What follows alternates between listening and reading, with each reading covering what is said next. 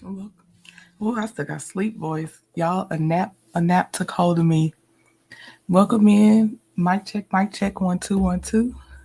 Let me know if you can hear me. I'm going back to sleep after this. That nap got me. Let me know if y'all can hear me. Let me see. Happy Thanksgiving.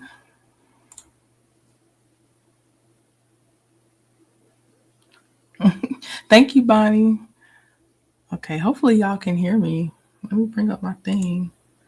Let's see the confirmation. Sound check. Okay, yeah, yeah. Okay, we're good. All right, so we're gonna go ahead and get started because I can see my circle moving. Okay, so a little background. Apparently, Pastor Duane Youngblood, he went on Larry Reed's channel, or he did an interview with Larry Reed. I think it was back in October, and he himself has been accused of SA and some other things. As you see on the thumbnail, huge trigger warning for this topic. I'm getting it pulled up. Y'all, sleep brain is taking a hold of me. Hold on.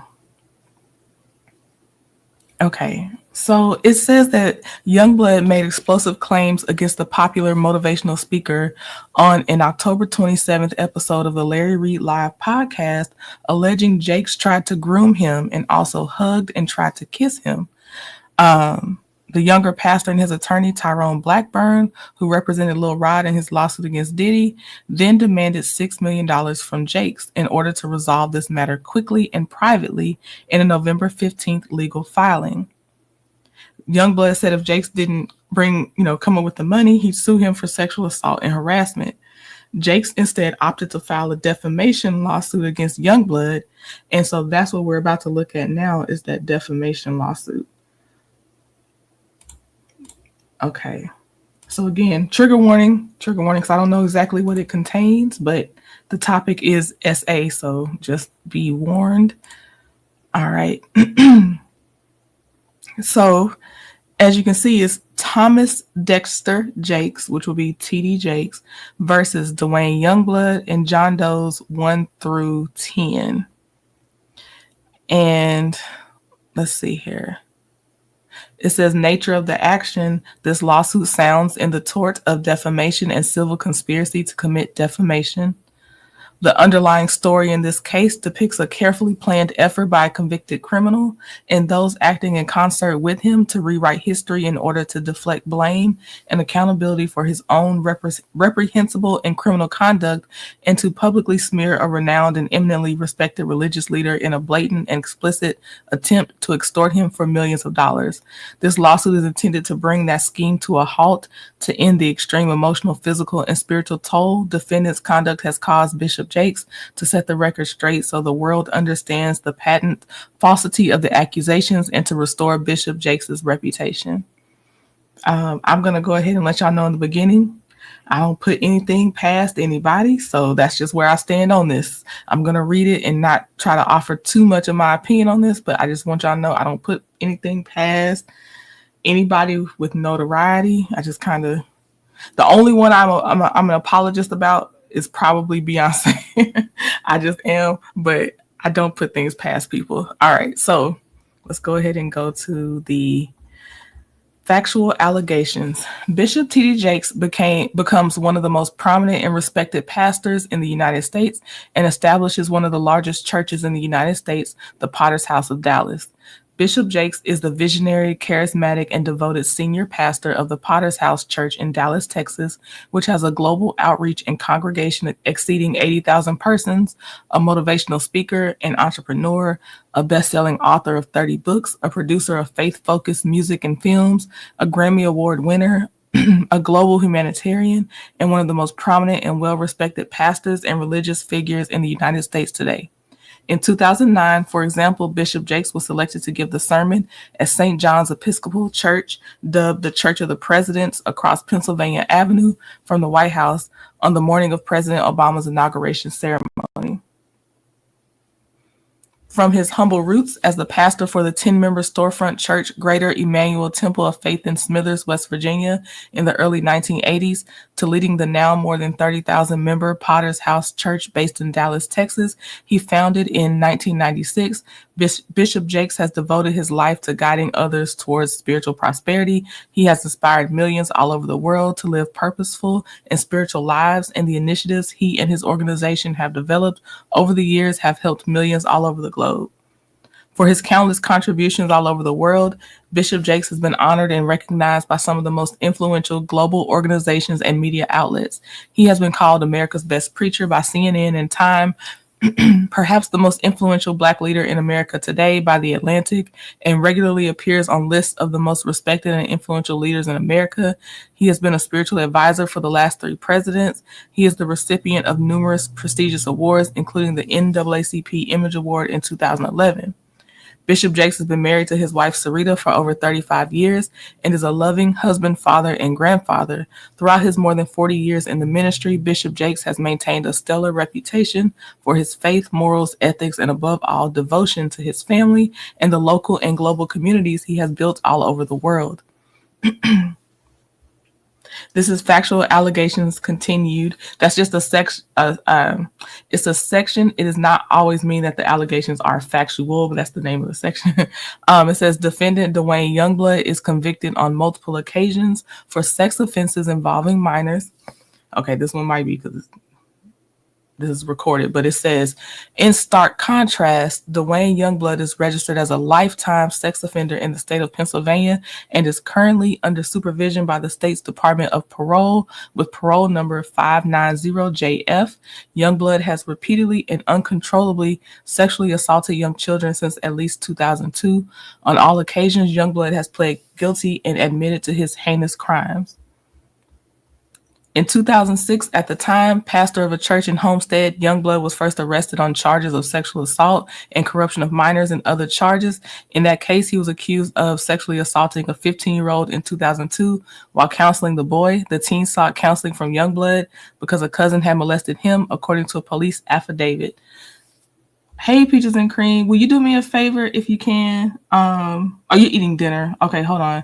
Can I get somebody to put in a trigger warning so I can just highlight it as a comment if y'all get a chance, please? Because I just want to, I put it everywhere, but I still feel like people miss it and they come in and they don't know what they're coming in on. It says, as a part of a plea deal, Youngblood was sentenced to a year of house arrest and 7 years of probation. Part of the plea deal prohibited Youngblood from counseling children. Despite this conviction, Youngblood was unsatisfied. In 2014, Youngblood was charged with inappropriately touching 2 teen victims in one instance on about 25 occasions while he was counseling the youth between 2009 and 2011. With respect to that victim, counseling sessions in Youngblood's church office began when the victim was 16 years old and ended when the victim was 18, at which point the victim told Youngblood he no longer wanted to participate in counseling, according to the criminal complaint. In another, Youngblood had sexual relations with a youth over a 3-week period. Youngblood pleaded guilty and was sentenced to 16 to 48 months in prison in 2015 and 3 years of probation. That sounds like these sentences be way too light. Nevertheless, while on parole, Youngblood conspires with others to harm and profit from attacks on prominent Black religious figures, including Bishop Jakes, as more fully elaborated herein below. Youngblood uses the reach of Larry Reed Live to publicly blame his own abhorrent and horrific sexual abuse of minors on others, including Bishop Jakes, by accusing them of grooming, molesting, and sexually assaulting him decades ago. On October 28, 2024, Youngblood sat for an over 2-hour-long interview on Larry Reed Live, an online video podcast hosted by Larry Reed that boasts of having over 150,000 subscribers on YouTube alone. The October 28th episode of Larry Reed Live was broadcast live to tens of thousands of online viewers on the Larry Reed Live YouTube and Facebook accounts. The episode was titled Larry Reed Live Interviews Duane Youngblood, The Abused Become the Abuser. Youngblood began his interview by misleading viewers about the circumstances of his convictions and incarcerations. Youngblood lied to Larry Reed's viewers about the circumstances of his 2015 conviction, claiming it was only because he was communicating with minors when he was not allowed to. The actual truth, which Youngblood concealed from the Larry Reid audience, was that he violated his parole not because he had simply communicated with minors when he was not allowed to, but rather because he had been caught inappropriately touching two teen victims during counseling session between 2009 and 2011 and of engaging in sexual abuse over a 3-week period with a teenage victim. The interview later turned to Youngblood's new claim about how the source of his becoming an abuser was his own abuse at the hands of pastors and religious figures he encountered in his youth. After detailing instances of his own father sexually abusing his sister and of his abuse at the hands of the other church leaders, Youngblood turned his ire on Bishop Jakes. From the moment Youngblood brought up his allegations about Bishop Jakes roughly an hour into the interview, he and Mr. Reed spent almost the entirety of the rest of the interview on Bishop Jakes and Youngblood's claim that Bishop Jakes tried to groom and sexually abuse him. Youngblood's story about Bishop Jakes on the October 28th episode of Larry Reid was that when the now 58-year-old Youngblood was 18 or 19 years of age, Bishop Jakes, after talking to Youngblood for 2 hours at the home of an elder clergywoman where Bishop Jakes was staying, while supporting a local church's revival program, wrapped his arms around Youngblood and tried to kiss him.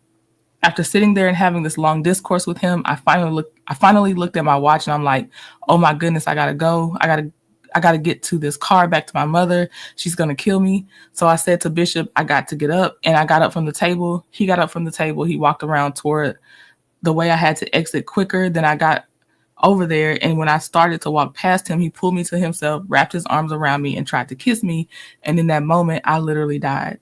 Next, according to Youngblood, Bishop Jakes called Youngblood the following morning. In the morning, I step into our bathroom and my home phone rings. My mother answers the phone and she says to me, "Duane, it's Elder Jakes." Jakes and I get on that phone, and when I get on that telephone, I can hear water. He is sitting in a bathtub, and in that thing, he says to me, without any hesitation, "There's 3 things I need you to do. The first one is when I come to Pittsburgh, you're going to be the only person I sleep with. The second one is you can't sleep with anybody else because I don't want to give my wife anything. And thirdly, I will take care of you for the rest of your life." Youngblood then went on to describe how he did not tell his mother what happened, but that she made him go to church services that night where Bishop Jakes not only preached, but called up Youngblood to the pulpit to read for him. Youngblood ended his story by claiming that there is so much more to me and Bishop Jakes and my family, and Bishop Jakes and the absolute destructive sexual damage, but this thing was so extremely damaging. Later on in the October 28th Larry Reid episode, Youngblood described an encounter with Bishop Jakes where years later he had to drive Bishop Jakes and his wife to a hotel after a conference. According to Youngblood, he accompanied Bishop Jakes and his wife back to the hotel room, and after Mrs. Jakes went to sleep, Youngblood confronted Bishop Jakes and asked him, "Why did you do what you did?" To which Bishop Jakes responded, "My stock was rising and I would have had sex with anybody at that time." Less than a week later, on November 3rd, 2024, Youngblood returned to Larry Reid for Part 2. Larry Reid Live interviews Duane Youngblood. The abused became the abuser. In Part 2, Youngblood doubled down on the same false story, and this time he made sure that all of the Larry Reid viewers knew that he was not just accusing Bishop Jakes of trying to begin a sexual relationship with him, but rather that his story was one of sexual abuse. When pressed by Reid to further describe how his allegation that Bishop Jakes groomed him was predatory in nature, Youngblood made it clear that he was accusing Bishop Jakes of attempted sexual assault. When it comes to Bishop Jakes, when I was sharing the story the other day, I'm just running through the story, but I want to make sure people are very clear. I said that we were sitting at a dining room table, and I looked at my watch and said, "I've got to get up and get out of here because I've got to get my mother's car back to her." But what may have been misunderstood is that Bishop Jakes got up, came around that table, and positioned himself in the corner that I had to walk past. When I was walking past that corner, he grabbed me. There's no reason, if you're going to just give me a hug as we're leaving, go to the door with me and let's hug it out and let me go out the door. We are not at the door. We are still in the dining room, and he's in the corner, grabbed me to himself, looked down into my face, and then tried to bend his head down to kiss me on my lips. That is not a "you didn't get what you wanted to get." Youngblood then doubled down and described again the phone call he claimed he had with Bishop Jakes, just as he did in October 28th interview, stating in no uncertain terms to him, "That is absolutely forcing your position, your idea onto that person." In part two, Mr. Reed also makes clear exactly what Youngblood was accusing Bishop Jakes of doing, stating at the 39-minute mark that Bishop Jakes violated groomed you. And Youngblood doubled down on his claim that Bishop Jakes did this to Youngblood because his stock was rising and he would have slept with anybody. For his part, Reed went to great lengths to try and bolster Youngblood's credibility, claiming in part two that Youngblood feels honest to Reed, that it doesn't feel that you're mad, you don't seem mad at all, and you don't feel like you're trying to get anybody back, you're just telling the story, to which Youngblood nods and agrees throughout. Youngblood's intent and motive for making these allegations would be made absolutely clear with his exorbitant financial demand weeks later, as more fully elaborated herein below. Youngblood's accusations on Larry Reed Live about Bishop Jakes are false, and he knew it when he made them. From start to finish, Youngblood's tale of grooming and attempted sexual assault at the hands of Bishop Jakes is patently false.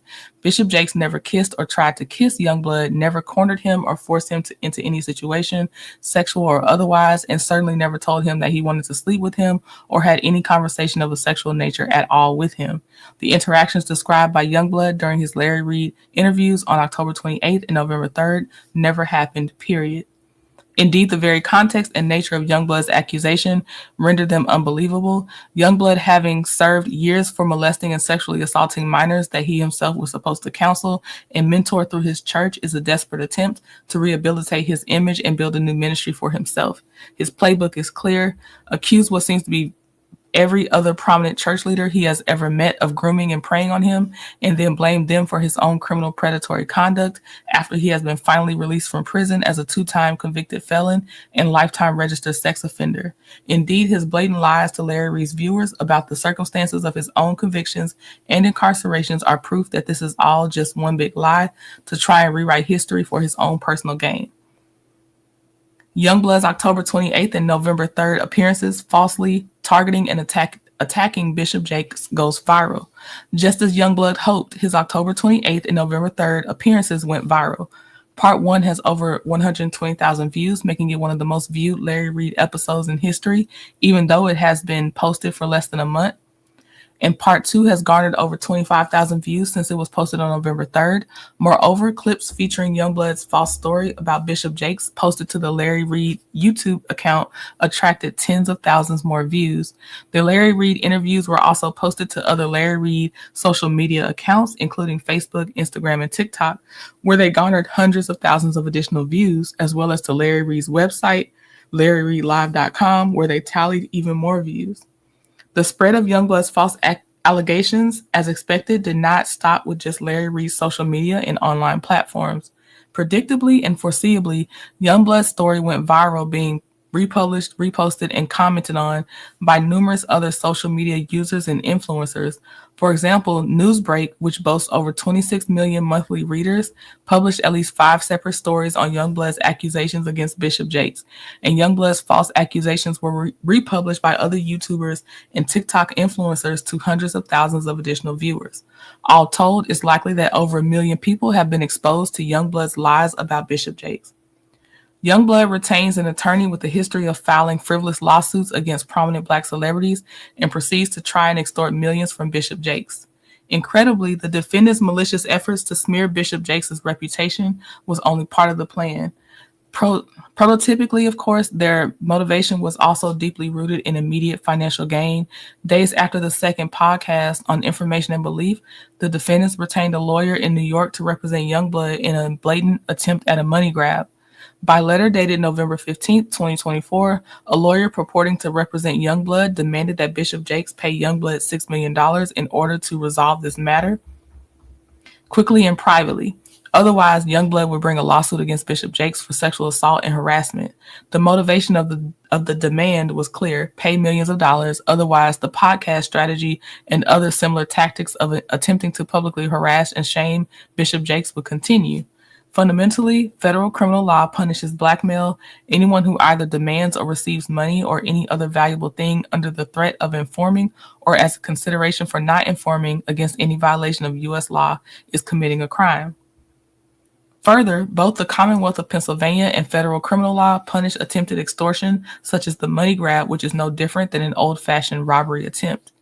Here, the selection of the attorney was part of the scheme because Youngblood needed to obtain counsel who was either familiar with or experienced in tactics to bring sexual assault claims decades old that have no merit and or have no relief under the law. For example, the same attorney commenced an action in California against the rapper T.I. and his wife Tiny Harris, accusing them of sexually assaulting a woman in 2005. In August 2024, the U.S. District Court Judge Sherilyn Peace Garnett dismissed the lawsuit. The rapper stated that these allegations were false and were part of the many salacious allegations put forth in order to extort money from them. The same proverbial playbook is at work here against Bishop Jakes. However, Youngblood miscalculated Bishop Jakes' inclination to fight back. Bishop Jakes brings this action to hold Youngblood accountable for deliberately spreading his manufactured story of sexual abuse. Youngblood spread knowingly false accusations about one of the most respected and prominent religious figures, and he did so for the most morally corrupt reasons: to rehabilitate his image, explain away his own criminal and horrific sexual conduct, and ultimately to profit significantly. The financial harm Youngblood's knowingly false accusations have caused Bishop Jakes are monumental and devastating.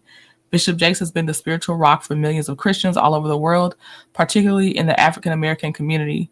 Youngblood's viral allegations that Bishop Jakes groomed, preyed on, and sexually abused and assaulted him, then a young minister, have tarnished Bishop Jakes' reputation. Hundreds of thousands, if not more, have seen and heard Youngblood's accusations, and because of the lies Youngblood and his co-conspirators have told to bolster his credibility, those viewers are likely to believe Youngblood's knowingly false story.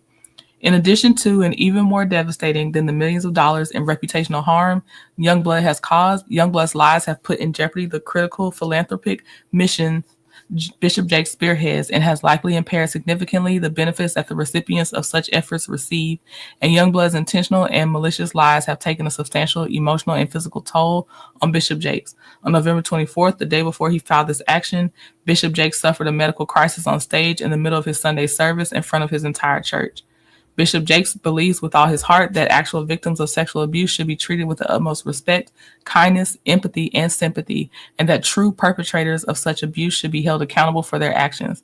But that is not the case here. Youngblood has used and abused the might of social media and the legal process to re-victimize those he preyed on and harmed, and to make knowingly false accusations for his own personal and financial gain. Men like Youngblood must be held accountable for their abuse of the system and for setting back those with legitimate and real allegations of sexual abuse. Bishop Jakes brings this lawsuit to hold men like Youngblood accountable for their shameful acts and to set the record straight. So the first claim for relief is libel per se against defendant Duane Youngblood. And then they kind of repeat their allegations, so I'm skipping to the bottom.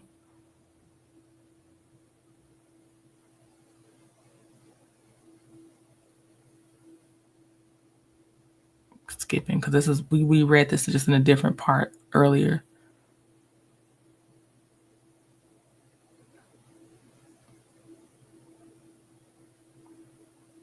Okay, so it says Youngblood's statements on the October 28th and November 3rd episodes of Larry Reed Live are libelous per se in that they expose Bishop Jakes to contempt, ridicule, and I'm going to go ahead and just attempt this one.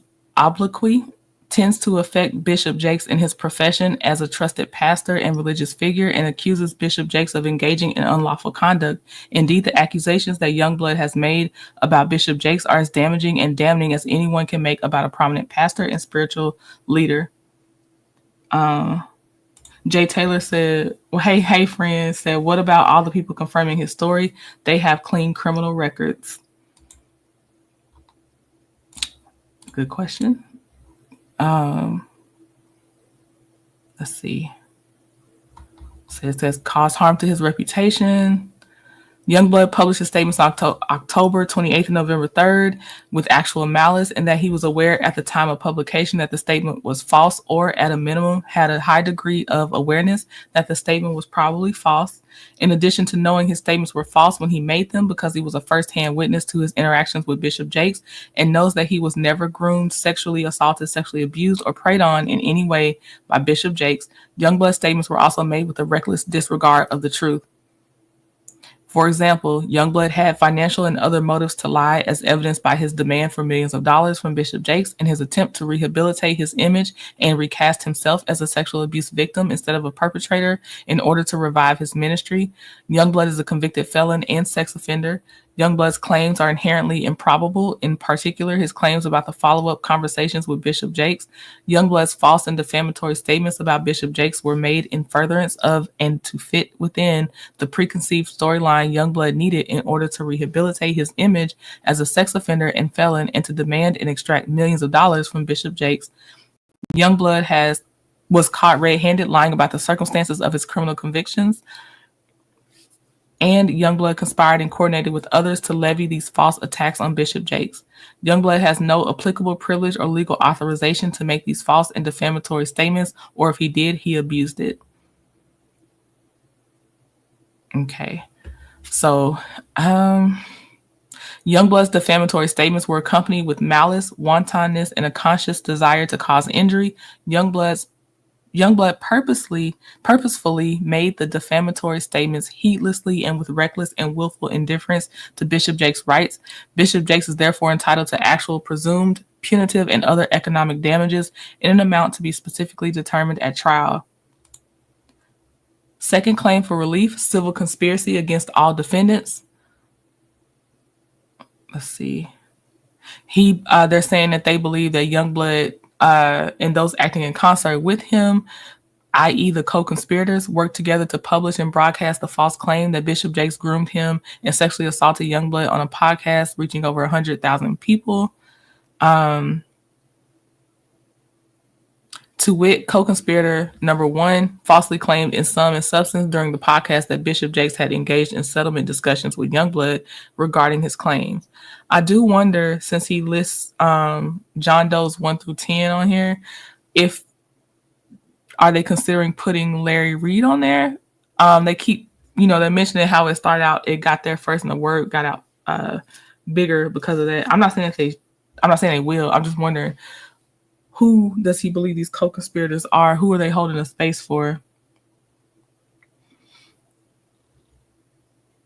On information and belief, the statement by co-conspirator number one was done intentionally in order to give credence and a patina of credibility to Youngblood's false statements, even though co-conspirator number one was aware that efforts by Bishop Jakes to pay Youngblood to avoid him making such statements was knowingly false. Okay, they're repeating what he did on the podcast.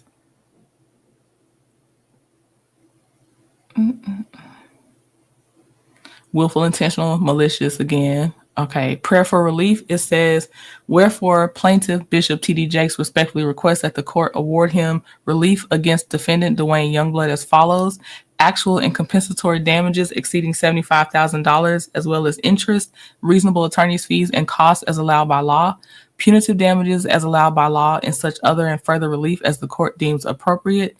And he does demand a trial by jury.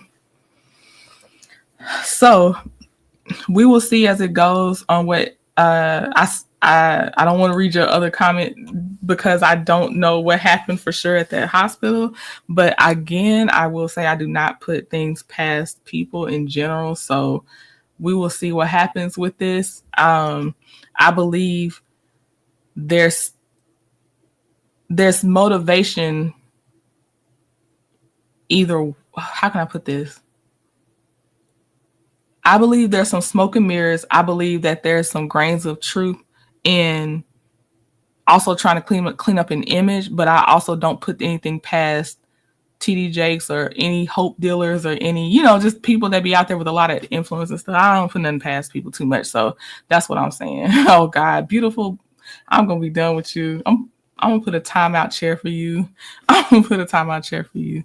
But yeah, so that's the end of the lawsuit for now. So we'll see what happens, but I don't put things past people. So